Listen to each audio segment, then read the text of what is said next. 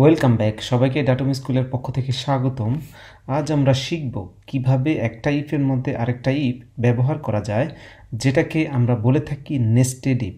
এই nested if আমি practically আপনাদেরকে এক্সেলে করে দেখাবো।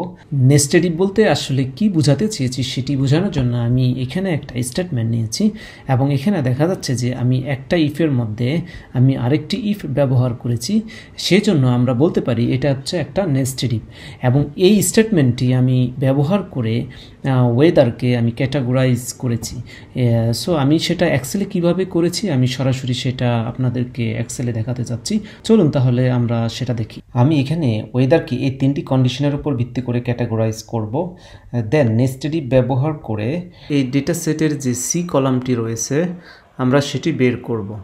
এখানে প্রথম যে কন্ডিশনটি রয়েছে সেখানে বলছে যে যদি টেম্পারেচার 40 বা তার চেয়ে বেশি হয় তাহলে সেটি হবে হট। দ্বিতীয় যে কন্ডিশনটি রয়েছে বলছে যে টেম্পারেচার যদি 30 বা তার চেয়ে বেশি হয় তাহলে সেটি হবে মাইল্ড।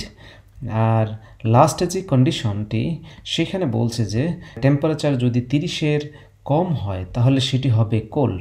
সো আমরা নেস্টেড ইফ ব্যবহার করে কিভাবে ওয়েদারকে ক্যাটাগরাইজ করব, ফাংশনের শুরুতে আমাদের ইকুয়াল সাইন দিতে হয়, তারপর আমরা ফাংশনটি লিখব।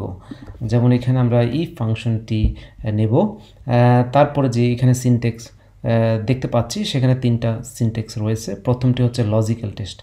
তো আমরা লজিক্যাল টেস্টে আমরা লজিক দাঁড় করাবো। প্রথম যেই কন্ডিশনটি সেটি হচ্ছে টেম্পারেচার যদি 40 বা তার চেয়ে বেশি হয় তাহলে এই যে ঢাকা যে টেম্পারেচারটি রয়েছে সেটি যদি 40 বা তার চেয়ে বেশি হয় তাহলে এই কন্ডিশনটি যদি ফুলফিল করে তাহলে সেটা কি হবে, বলছে যে সেটি হবে হট।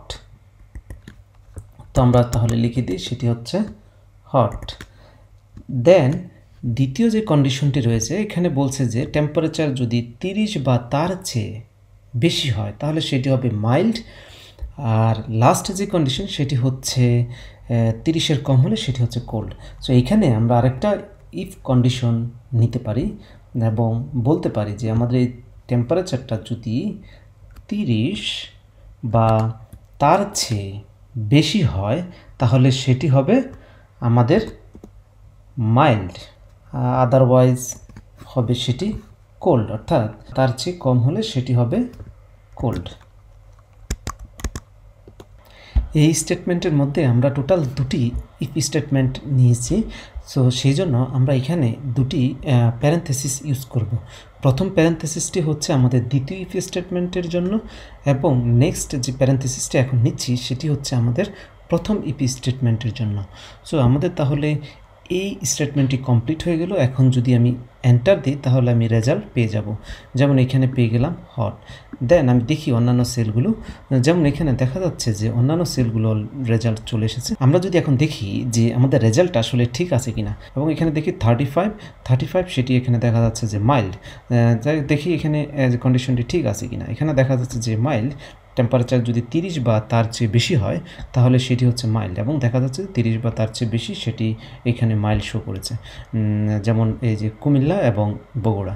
সো বোথ আর কারেক্ট। সো এইভাবে আমরা নেস্টেড ইফ ব্যবহার করে আমরা আমাদের প্রবলেমগুলো সলভ করতে পারি।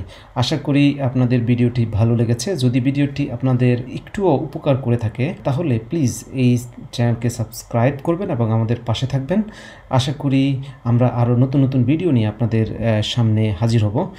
সবাইকে ধন্যবাদ।